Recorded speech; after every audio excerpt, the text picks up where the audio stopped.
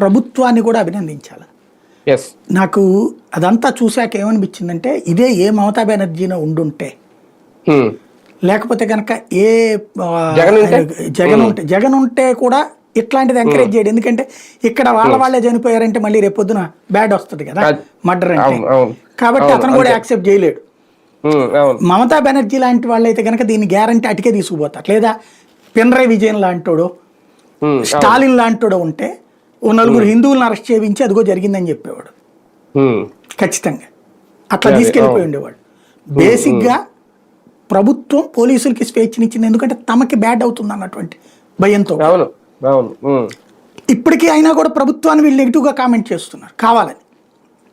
ఈ provocative gang, దేశద్రోహుల gang, ధర్మద్రోహుల gang తీశారు కదా, ఎక్కడికెక్కడ ఆధారాలు ఉన్నాయి. ఒప్పుకోరు వాళ్ళు, భలేవారే హైదరాబాద్ వాళ్ళు ఒప్పుకోరు. ఫస్ట్ ఏమో ఆ ఫోటో ఎక్కడి నుంచి వచ్చింది ఎవడు తీశాడు అన్నారు, చివరికి అది ఎస్ఐ గారని తేలింది. మద్యం దుకాణంలో ఆయన పెట్టుకున్నది అదేది దాన్ని ఏమంటారు హెల్మెట్ పెట్టుకున్నది అతనిదే అని ఎట్టా ధృవీకరిస్తారన్నారు. దాని ముందు ఉన్నటువంటి షాప్ ముందు ఉన్నటువంటి బండి లేకపోతే ఇక్కడ దొరికినటువంటి మరి ఇవన్నీ నమ్మరట.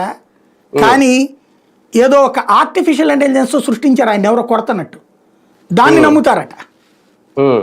ఇంకోటి పోస్ట్ మార్టం రిపోర్ట్